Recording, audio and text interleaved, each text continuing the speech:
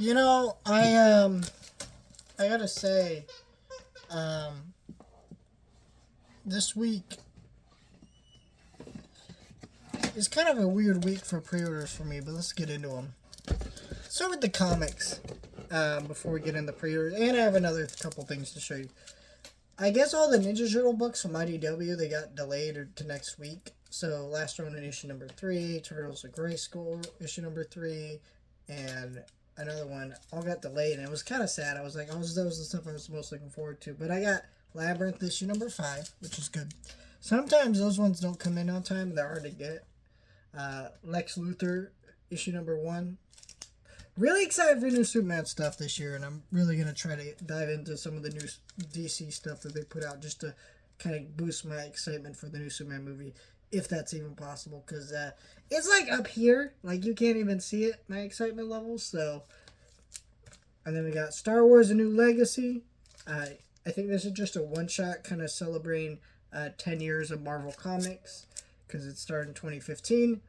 When The Force Awakens came out, which is kind of funny because The Force Awakens also started its 10th anniversary this year. So I'm actually been in a mood to kind of rewatch the original Star Wars trilogy, and I just haven't done it, but I think it needs to happen. Probably not this week, but maybe next week. Just really waiting for that time. All right, let's get into the one of the comics I pre-ordered. High Republic Adventures. Saber for Hire. This one just came out this week. Yeah, just read another High Republic comic, and I'm excited to dive into this one and read more about that. I just want to float this thing out there, guys. Do you guys care about my High Republic reviews? I've been getting this feeling that like no one cares, and I've spent years collecting all these High Republic books, but felt like people cared when they came out, but then after that, the kind of love for those things disappeared. And I don't know, part of me is wondering if I should just sit off these High Republic books and quit reviewing them. Part of me also, like, I really enjoy them, so I don't want to do that. But it is like, wow, I got all these Star Wars books that are taking up space on the shelf, and I'm reviewing them for you guys, but the excitement doesn't seem there. I'm just curious. I don't think I will. Just a thought I was thinking about. Alright, so this is an interesting release for me. One of my dogs is barking, and I don't know what they're barking at. I think it's one of the puppies for puppy sitting. Anyways, that was weird. Now this one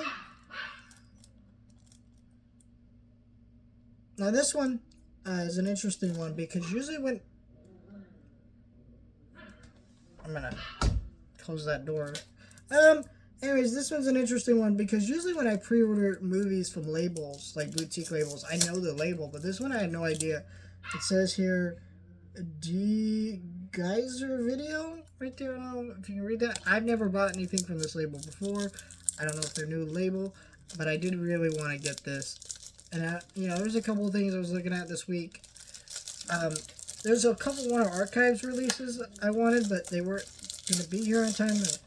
Back order, and I only pre-ordered one, and it's in the process of shipping, but it also gives me an estimated delivery date, so I don't know if it's going to show up tomorrow or something, or something unexpected like that. But I went ahead and pre-ordered this, and actually I'm glad I did because this was $30, actually less than that at pre-order price, and when it shipped out with tax and everything. And then I checked today, which is today, this is release day. It's like $45.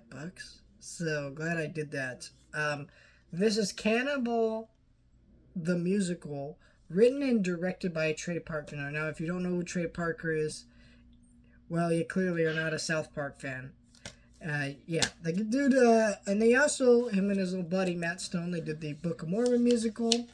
They also had a venture into movies for a while. Well, this was their first movie. I'm not sure what year this one came out.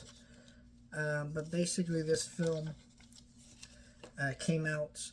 And, yeah, this movie has not been super easy to get on home media. And I guess it's still not easy to get when you're talking about a $45 Blu-ray.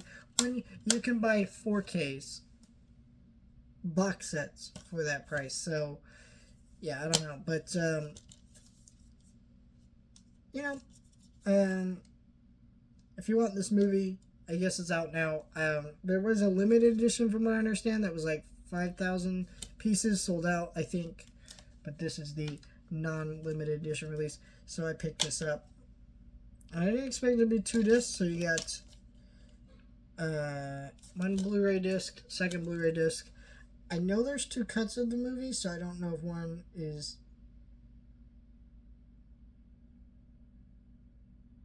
I don't know, but... Wait, does this say... It's got a making of documentary, all kinds of stuff, and that's pretty interesting. It says, interviews from the 2008 Trauma DVD. This was a Trauma movie? Interesting, I did not know that. I've never seen this movie, so I don't even know anything about this movie other than Matt Stone and Trey Parker worked on it. I am so excited to check this out. I mainly bought this, not just because I've been meaning to check this out, right? I love Matt Stone, Trey Parker stuff. But I want to review all their movies before their new Kendrick Lamar project comes out. So we're talking Team America World Police, this movie, Orgasmo, and then I want to do Basketball, which is not something they directed at all, but they starred in. But yeah, I want to do those. And kind of review all those. And I guess it's still coming this year. Also, check this out. Reversible artwork here. I do really love this front cover, so I don't know if I'm going to reverse it, but this one's wild too. What if I reverse this here? Yeah, this is like, look at the disc art. It's kind of gross. Like, it. But the image here is even grosser. I mean, there's all those dead bodies there with the blood. I don't know why you can see that on camera, but yeah. Wild release here. Actually, you know what? I'm going to keep this cover. Actually, no, I don't like that because it closes on an image and it doesn't, like, follow through on the package. I don't know. It's still pretty cool. I guess this is probably the best this movie's ever going to get. Unless they do a 4K, but I can't imagine this ever getting a 4K. This is such a weirdly bizarre kind of movie that it's kind of like so off the cuff that not even like one of the normal boutique labels picked it up. Like, this is an even like lower grade boutique label that I didn't even know about. It says Trauma at the bottom, so I don't know if Trauma was also involved with this release. But yeah, I guess there's documentaries on here. $30.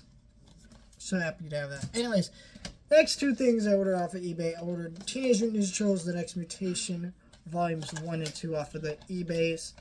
And the reason why is because I do want to have all the Turtle series that you can buy on Complete Series. I say that you can buy because Rise of the TMNT is not available for you to buy at all.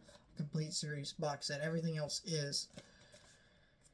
But these were out of print. They weren't like pricey. I think it cost me like $16 in total, which for a 26 episode show, that's pretty good. And Shout Factory had these. I don't think these are ever going back into print unless Mill Creek picked these up, but I can't imagine Mill Creek picking them up if Shout Factory didn't think they were good enough to keep around. This is not a great show, but as a Turtles fan, I felt like it was important to have it. I got this one in pretty good condition, used from a Goodwill, and I got this one factory sealed with slipcover. This one came with the slipcover, but the slipcover was a little not the greatest. The rest of the release was clean and ready to go, so I just kind of snagged them all. And yeah, crazy stuff. I'm a big Ninja Turtles guy, so let me know your thoughts, like, share, and subscribe.